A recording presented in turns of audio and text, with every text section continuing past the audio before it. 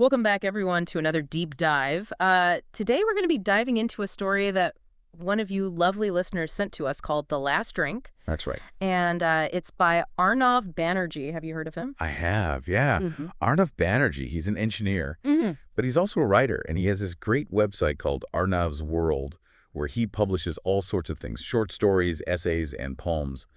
Um, he really seems to be into kind of reflecting on human connection and the human experience, and this story, The Last Drink, really fits into that theme, I think. Yeah, for sure. And the reason that we chose this story to do a deep dive on is that one of our listeners reached out to us and said, hey, I read this story, really loved it, and I'd love to hear your take on it. So shout out to you out there, listener, for recommending this story. Absolutely. Yeah. So, The Last Drink is a very concise story, but it packs a lot of emotion and meaning into a relatively short space. So let's dive right in. The preface sets the scene for us. We're in Rutherford, this small town, and we're introduced to two main characters, Jane, the bartender at the town bar, and Charles, a middle-aged mechanic who struggles with drinking and is a regular at the bar, especially on Friday nights. And the story takes place on a very specific Friday night, New Year's Eve. That's right. So right away, we get the sense of loneliness and isolation, even though it's supposed to be a festive night. The town is quiet, most people are home with their families, and the bar itself is unusually deserted. Jane is behind the counter, kind of taking it all in, looking at the old clock above the door, and she's waiting for Charles to arrive. It's almost 7, and she has this little flicker of excitement. Now, this is interesting because we learn early on that Jane has had a pretty tough past.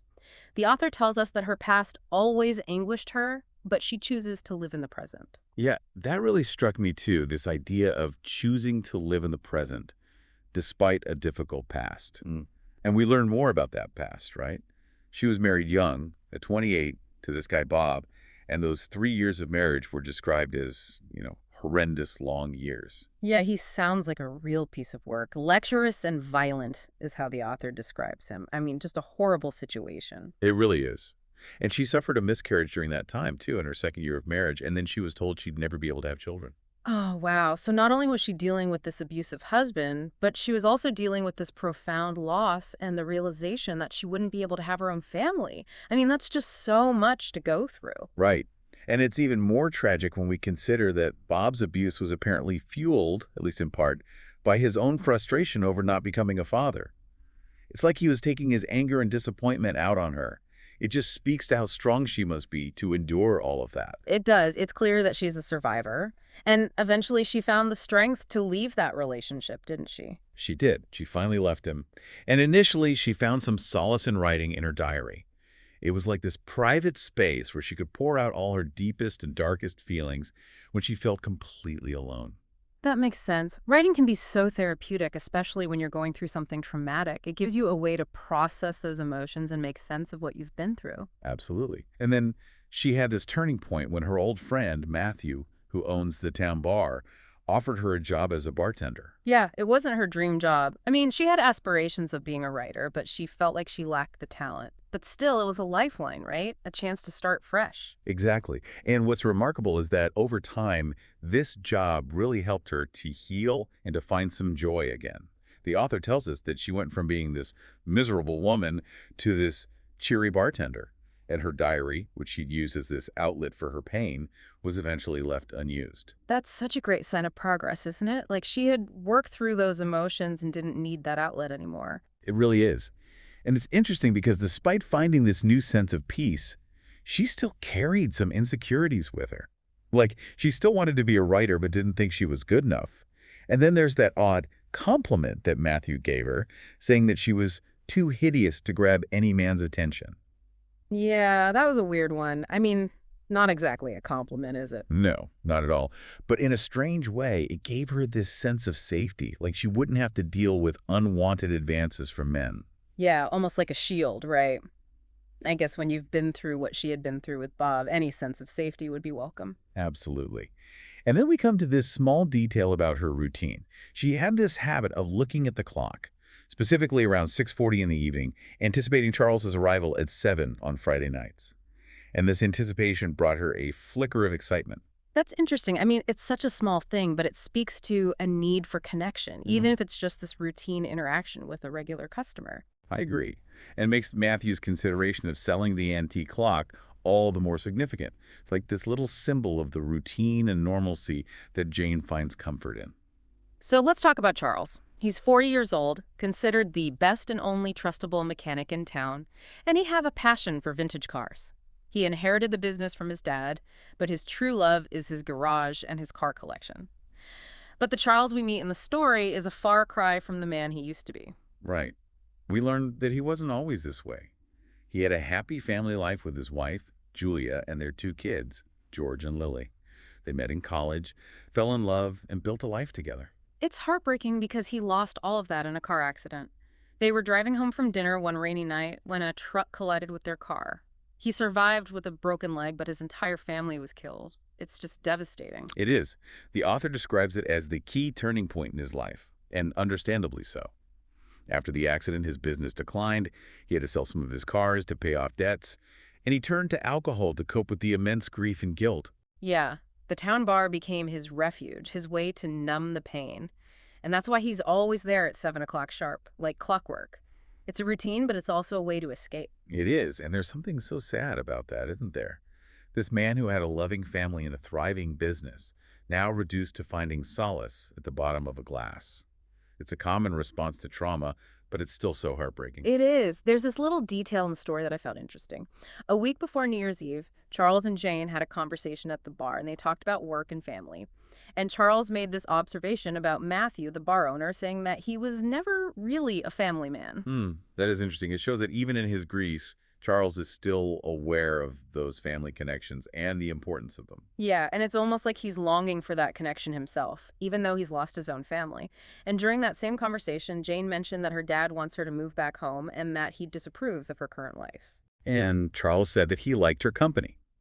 It's a small moment, but it speaks to a connection between them, doesn't it? Like they both feel a sense of isolation and are drawn to each other, even if it's just in this small way. Yeah, for sure. And later on, Charles even suggested that her dad might have a point about working for family. It's like he's hinting at his own longing for those family bonds that he's lost. Right, like he sees the value in them, even though he can't have them anymore. Now, fast forward to New Year's Eve. Charles arrives at the bar as usual, but there's something different about him. He's already a bit drunk, which is unusual for him at this early hour. Yeah, Jane notices it right away. She's very observant and she knows his routine. But she doesn't say anything about it right away. She kind of waits to see what's going on. I think there's a real sense of care there. Like, she's worried about him, but also knows that he needs space. It was at this point that we learned that Charles and Jane actually knew each other from college. They even dated briefly, and Jane always admired his relationship with Julia. That adds a whole new layer to their relationship, doesn't it? It's not just a bartender and a regular customer. There's this shared history between them. Absolutely. And it explains the underlying connection and maybe even a sense of responsibility that Jane feels towards him. She knew him when he was happy and in love, and now she sees him struggling so much. And we also find out that Jane was there for Charles after the accident, and her then-husband Bob was furious about it. Yeah, that really highlights the contrast between those two men, doesn't it? Bob, this angry and abusive husband, and Charles, this grieving widower who needs support. It says a lot about Jane's character that she was there for Charles despite the risk of upsetting Bob. It does. And then Charles finally breaks the silence. After Jane mentions that it's Friday, he says, "You know what today is," and reminds her that it's New Year's Eve. It's almost like he's forgotten or like he doesn't care. And the fact that the bar is practically empty just adds to the feeling of sadness and isolation. The emptiness really amplifies the emotional weight of the scene. The author is really good at using those details to create a specific atmosphere. And then the story takes us back to their college days. We learn that Charles was this ideal figure back then, the Boy Scout, who didn't drink or smoke. It's such a stark contrast to the man he is now. And get this, he even led a protest to shut down a bar that was opening near the college. Wow, the irony. And to top it off, Matthew's Bar, where Charles is now a regular, was built on that very same spot after the school closed down. It's like this tragic full circle. Yeah, it's almost too much irony to handle. But despite everything that's happened, Jane still feels connected to the man he once was. I think she sees glimmers of that old Charles beneath the surface, and she hasn't given up on him. And even though there's no one else in the bar, their usual Friday night routine of conversation still holds meaning for her. But on this New Year's Eve, Charles is unusually quiet and withdrawn. Jane tries to engage him, asking about his plans and resolutions, but he just gives these short, unenthusiastic answers. His silence is really noticeable, isn't it? Like he's usually more talkative, even when he's been drinking. It's a sign that he's really struggling. Jane picks up on that, and she tries to get him to open up. She even asks Matthew to give Charles a ride home later, but Matthew's caught up in another argument with his wife, so he's not really available. Yeah, that just leaves Jane and Charles even more isolated in this moment. And Charles is just sitting there, clutching his empty goblet, not saying a word. It's a powerful image of his emptiness and despair. Jane gently tries to take a glass away and asks him about his day again.